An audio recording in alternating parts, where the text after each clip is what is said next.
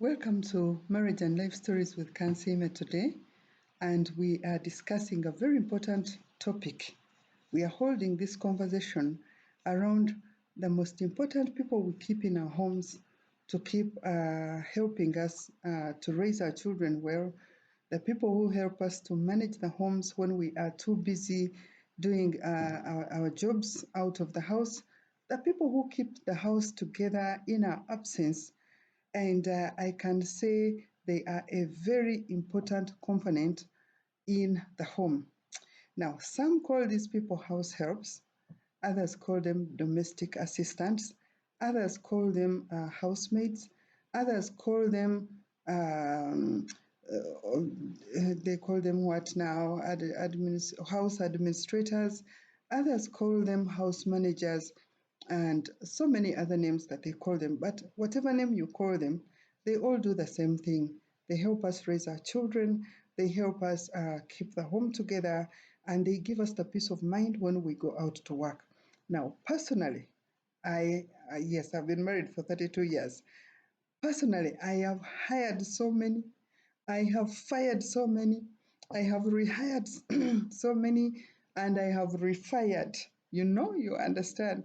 I have had those who come in and they leave for a day and they go. There are those who have stayed for a week and they go. And there are those who have stayed for years, and I've really had to send them off in a dignified way, so that they do not have to stay working as house helps for the rest of their lives. And so, as we dig into this discussion, I am kindly asking you to, if it is your first time, please subscribe. And if you have not subscribed before, kindly subscribe. Now, one other thing I'm going to ask you is please like this video. When you like this video, YouTube will keep pushing it out for other people to watch. So the like that you put for me is of great help and great importance to me. Now, if you find this video very helpful, share it with one or two people, and leave me a comment in the comment section so that I can know your experience about this same topic that we are discussing today. House helps, that's how I call them. Now, one thing that we need to bear in mind is that these people come from different homes. They are coming from different backgrounds, and some of them, they are not into the house help jobs as a choice. Some of them come from broken homes, and maybe the parents have refused to pay their school fees, or some of them have even lost their parents, and so they find themselves with nothing else to do at their tender age except to come and work and serve in the home, right? Now, there are those who have been a pain in the heart of their parents, and they have refused to study. They are unmanageable in the home. Their parents are dreading them, and they really can't stand them. So even such groups of people also leave their homes and they go and look for housemaid jobs. Now, in videos saturating on social media, I'm sure you've seen those who have been beating the children they are meant to take care of, mistreating them, eating their food, and really treating them bad. Now, there is also this other group that you have seen, their bosses, their employers rewarding because they have been able to raise children. They have done it so well. The children are finally grown up, and it is time they have become like part of the family. And so they start them off a business, or they even, if they are grown enough and they are ready to start their own families, they give them out in marriage in a most honorable and dignified way. Either way, households can be your peace of mind, or they can be the nightmare that you dread. Which one do you have in your home? Let's share this. Much as these people come from the different backgrounds that they have, they are those that we can love, that we can talk to, that we can rehabilitate, and we make the best out of them. Now, in the event that you fail, like I shared with you, I have had those who have come, they stayed one day and the next day they want to go. There are those who have run me crazy. There is one in particular who I remember who saved my child from being kidnapped. She was in the house. My child was, I think by then, a year or two. I had gone to work. And so people came and they said, Mommy said, we take the child. And this is in the early 90s, I think around 92. Yes. And so people came and they said, Mommy said, give us the child and we take. Now, this girl was a very young girl. And it was about 9 years or 10. For some reason, she was so mature, more mature than her age. And so this girl tells the people who had come for the child, she said, if mommy has asked that you take the child, let me go with you. 9 years. And so she calls the neighbors and she tells them that they have come for the child, so I have decided to go with them. Apparently, the neighbors knew that these were kidnappers and the people disappeared, and we found Annette at home holding this maid.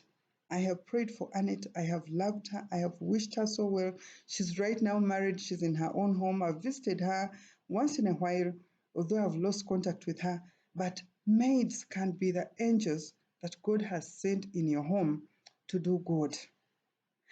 Now, those who are not good, do you sit around and blame yourself because you seem to be hiring and firing and others running away from your house?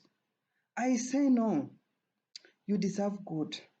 Much as they deserve to be understood and given, comfort and counseling and love and all that, it should also be upon them to understand you and relate with you if they want to work, and then learn to live with you in spite of your so many flaws. So it is a give and take kind of relationship with the maids. But let's look at this. If a maid has come from her home and she has come to work, maybe because of her conditions, she has a dream. She's either young, she wants to work, make some little money, go and make a small business on her own. Or she wants to stay in your home, do some work, and until she finds a spouse who can marry her off so that she can also go and start her own home. Or she is in your home, she wants to take care of your children, belong to the home, on condition that you will be kind enough to support her achieve her dreams. Whatever way, you really need to know that these maids, they are also human beings, they have dreams.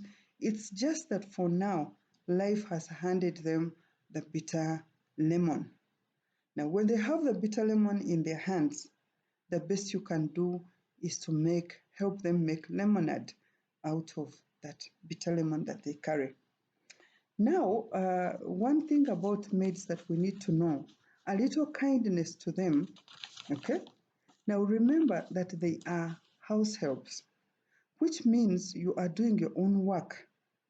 Their work, it belongs to you. They are only helping you. Now, the mistake that we make as ladies in most cases is that we can hire one or two, we want them to do all the work in the house so that we can sit, stretch our legs, watch the TV. Sometimes we are not even working, we don't have an employable job, but we want them to do all the work. I challenge you, give that maid one day off, stay with your own children, cook your own food, and look at the volume of work in your house. Then you are going to appreciate them and treat them better. And now, surprisingly, they sit down and do this volume of work and finish it. But you, the owner, when you sit in the house and you want to do this kind of work, even for one day, you want to run away, you want to send the children to the boarding, you want to scream and tell them to go to school.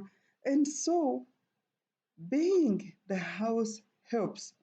The fact number one you need to understand is that the work belongs to you and they are only helping you.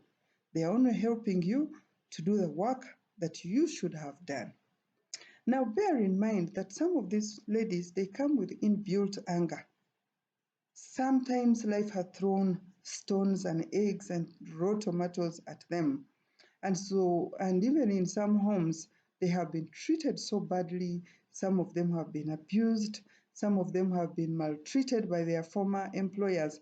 And so when they are coming into your home, they are coming with an inbuilt anger, a depression, a kind of pain that they carry inside. And at any one time, they are on the defensive side. They are on the defense mechanism. Anything you want to say, they either want to oppose you, they either want to shut you down, they either want to show you they don't care. Now, don't be angry. Understand where they are coming from.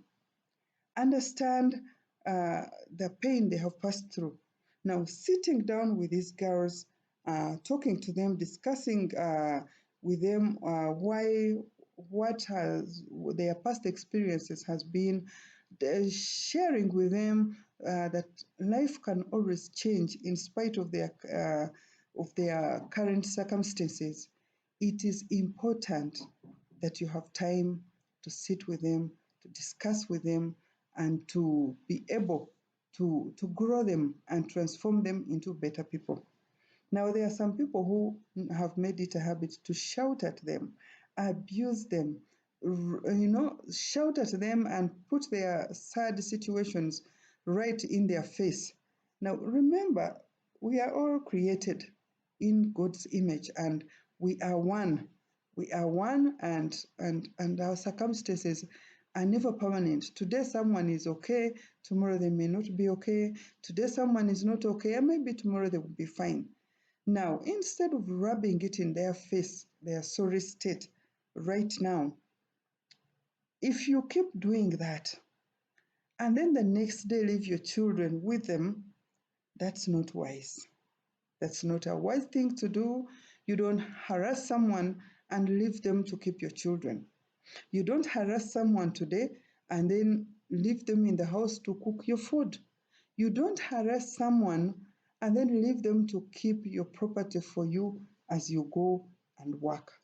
And so, before you do anything bad to the house helps that you're managing in your home, always remember that they keep your children, they keep your property, they cook your food, they watch over your wealth while you are not away.